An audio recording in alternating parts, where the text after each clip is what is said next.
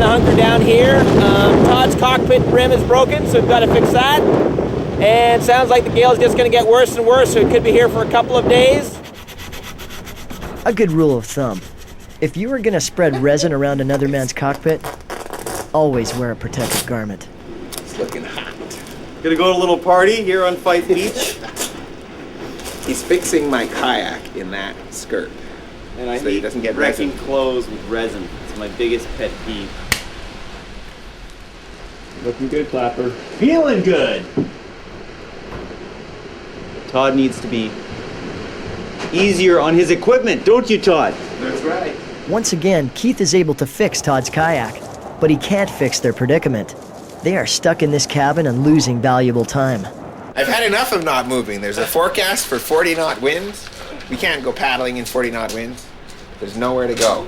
And Clapper's just fine about that. We have nothing to eat, no snacks. We have pink bottles of juice.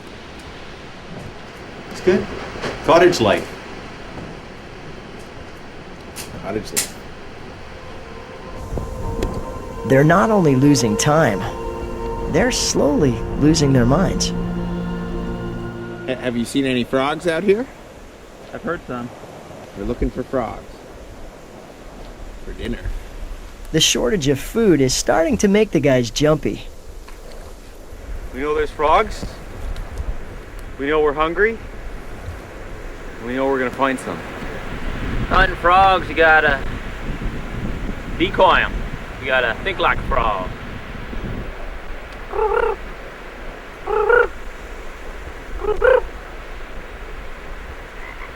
Hear that? They're answering back. What happened? There's a frog over here. We're on this trail.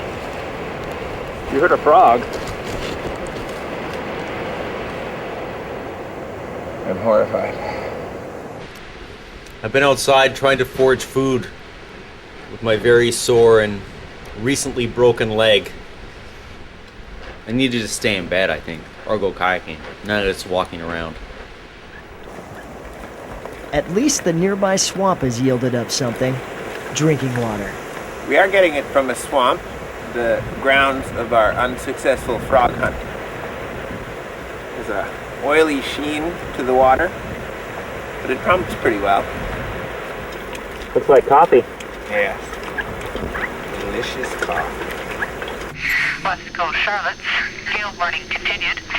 Wind southeast 20 to 30 knots. Deteriorating weather conditions, with seas going up from 2 to 3 meters to 4 to 5 meter, which is quite enormous, and gale force winds 40 knots to 45 knots in the North Hecate Strait, which is what we are on right now. We're stuck.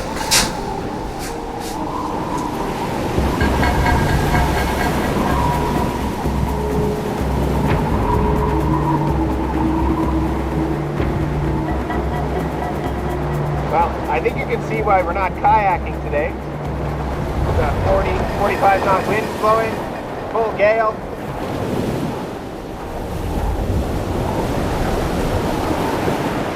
It's supposed to calm down this evening, though. We'll see. Boredom.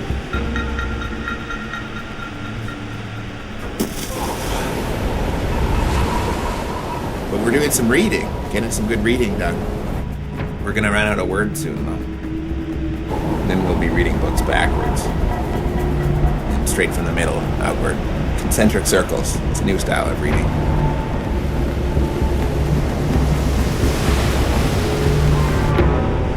I think we'll be fine. We'll leave this afternoon.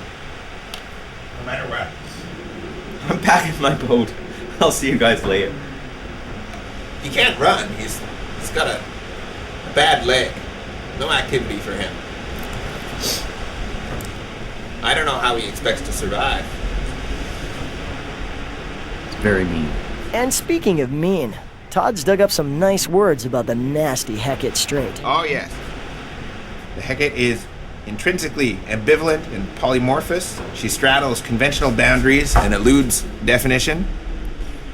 She has been depicted with man-eating dogs for feet and is known as a source of abundance of all kinds, including storms.